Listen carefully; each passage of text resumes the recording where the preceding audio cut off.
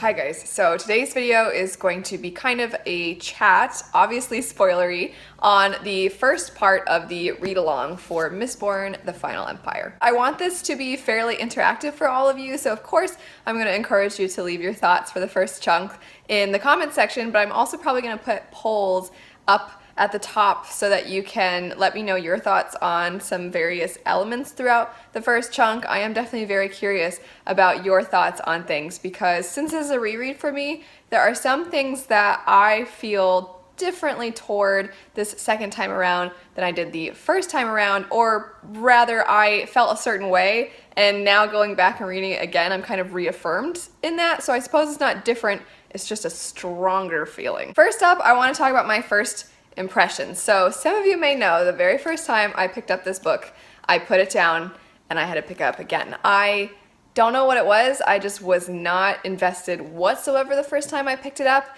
and then when I restarted it, then I was much more engaged. But initially I wasn't so sure about this story, and I'm very glad I pushed through because this trilogy is now my favorite trilogy of all time.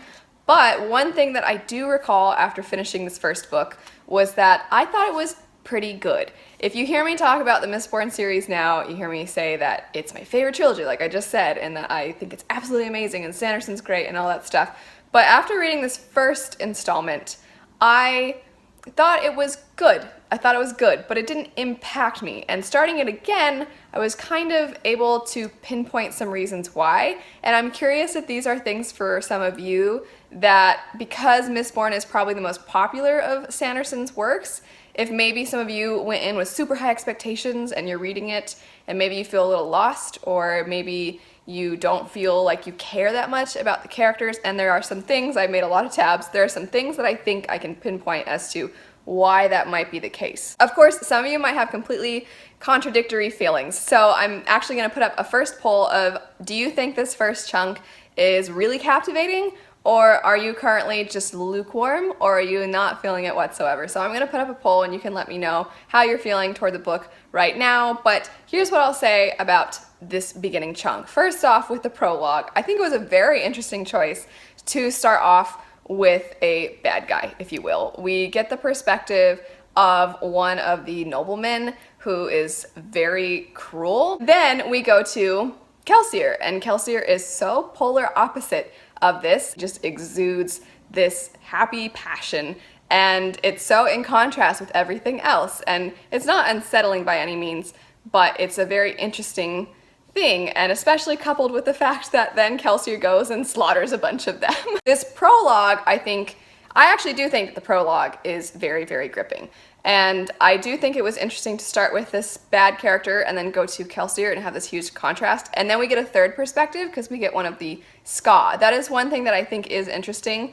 I like Sanderson's use of this non-playable character, if you will, because it allows us to see how the antagonist feels, how our protagonist feels, and then how somebody within the world feels. And I think that's a really interesting way to start the story. However, the thing that kind of makes me think that this beginning can be rough for some people is that within part one, whenever we get introduced to things, we get a lot of dialogue, and dialogue is definitely a fantastic way to more organically tell a story, but it also can feel like it is the author's way of speaking to you. And that's very common, and it works for a lot of people, but in this particular case, there are a couple of times when there is so much dialogue that I can only imagine for people who are reading this the first time, that it can feel really overwhelming, and you can feel kind of lost, and you can feel like there's not a lot for you to care about necessarily. So one example of when this happens is when Kelsier and Vin and all of them kind of get together, and he's doing a lot of explaining, and he's talking with the other people, and it's just one thing after the next, and it's from Vin's point of view, which is the perfect person to have, because then you would think that the narrative would then be a little bit confused, or the narrative would try to be piecing things together, and she does, but not that much. And I think it's a hard balance to achieve because the amount of dialogue it's going so quickly that it's more natural to have it go by quickly and to not have it interrupted by Vin kind of being like, what's this? What does this mean? What are they talking about? Because that can be distracting, even though it would provide maybe a more solid foundation for new readers. As somebody rereading it, it made it go by quickly. I know who all the characters are. I know exactly what they're talking about. But for those of you who are new, did you feel kind of lost? Did you feel like in these scenes where there was a lot of dialogue, you didn't really know what was going on? Because that first one that I'm talking about, that's one time. Then it happens again later when Kelsier is talking with everybody about their plans to take over the Final Empire. If you don't have anything to pull from, if you haven't read the story and if you aren't as familiar with the characters, do you feel like maybe it's a little much for you? That's going to be the second poll. Do you feel like you had no idea what they were talking about in the dialogue scenes where there was a lot of dialogue, the dialogue's not discussed, but where they're talking a lot? Do you feel that it was too much for you? Do you feel like you were able to follow along just fine? Or do you feel like it's totally okay that I wasn't able to keep up because I know enough and it's the beginning of the story and I'll figure it out as I go? Obviously, Mistborn is often praised for having an amazing magic system. It's very intricate, it's very realistic in a sense that it has rules and limitations, and there are definitely consequences to the limitations being reached. And I love that about this. Some people, the scene where Kelsier is letting Vin know about the magic, some people feel that it's too on the nose, but that's the next thing I want to do a little poll on. Do you think that the magic system was explained really well and that you have a good grasp on it? Or do you feel like you're completely clueless? I'll put a couple different options up there. Let me know your thoughts on the magic system so far. Something that Sanderson does that I have seen done in a lot of fantasy books, and I personally am a fan of it, but some people are not, and that is we are introduced to the magic system before we understand the magic system. So we get introduced to it when Kelsier goes to do work at the Ventures place. He goes and creates a little bit of a scene and kills a bunch of people, and he uses lots of allomancy, and it's awesome. And reading it as somebody who knows what's going on, I get what's going on. It's still slightly disorienting because the magic system is so cool and there's so much to it, but it's a lot, and I love that scene because I know what's going on. But I remember the first time I just kept reading pushing and pulling, and he's doing stuff with coins, and I have a pretty vivid memory in my mind of reading that scene being like, I don't know what's happening, but this seems pretty cool, and understanding that I didn't know what was happening. I think for some people though, it's frustrating. It's frustrating for them when they are introduced to the magic system and not in a subtle way. It's right in their face. People are using the magic and they don't know what's going on. And sometimes people interpret it as a negative to a story rather than acknowledging that it's just a different means of introducing you to the magic. But everybody is allowed to think differently about how magic is introduced. I like being introduced to the magic and then later on understanding how all of it works. I just think it makes those scenes slightly more mysterious, and it makes me want to keep reading because I want to know what's going on. It builds the anticipation of when the explanation is going to come. The pink tabs that I have here are moments that I think there are good character development or world building moments, and then the yellow tabs that I have are parts that made me somewhat emotional. And so I want to get into those a little bit because there's a few examples that I think are absolutely amazing. And with the character work, I think the beginning of chapter 6, which is the chapter where Kelsier has his little chalkboard and is going over his plan, before that part starts, I think there is a lot of amazing character work just at the beginning of that chapter. So for example, Vin is somebody who is very wary, and she's observant, and she's suspicious, I think is the better way to put it. And I think a perfect example of that is she waited till everybody went to sleep and then she got up and kind of surveyed her surroundings. I just think it says so much about her as a character, so little to say so much. Some of the more emotional moments for me, it could be any kind of emotion, whether I was frustrated or I laughed or something like that, and those, like I said, are the yellow tabs.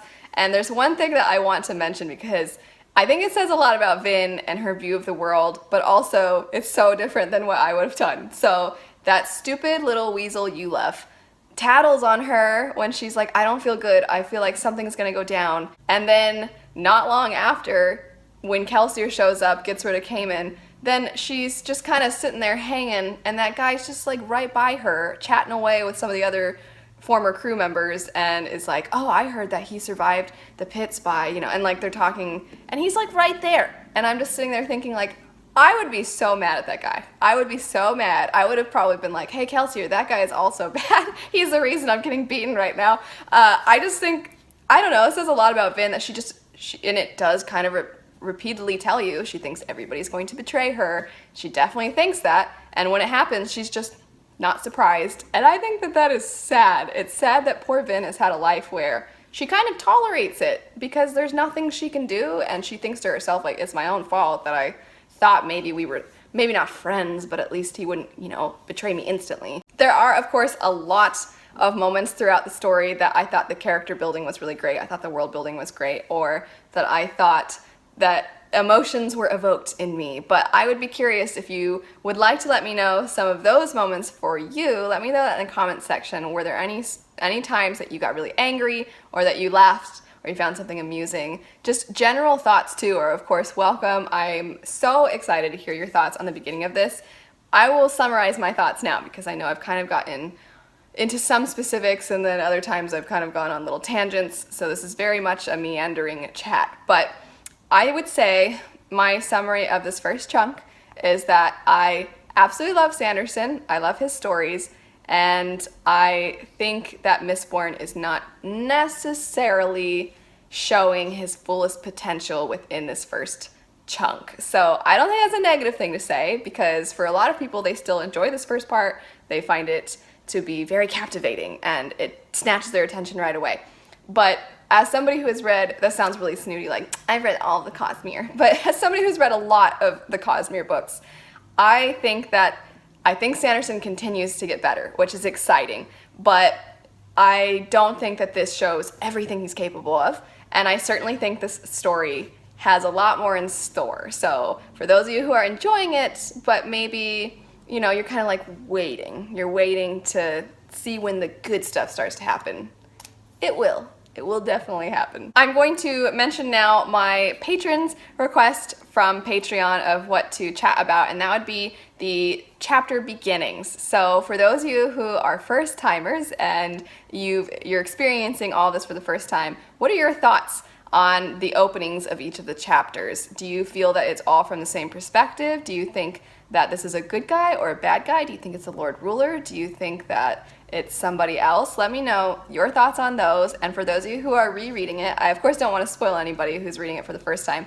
but for those of you who are rereading it, what are your thoughts? And if you're gonna let me know, maybe give a spoiler warning so that nobody else gets ruined on that. The only other thing that I didn't really discuss would be my blue tabs. My blue tabs are when I'm being extremely critical of something. And I know that I am a huge Sanderson fan, and sometimes the Sanderson goggles can be on real thick.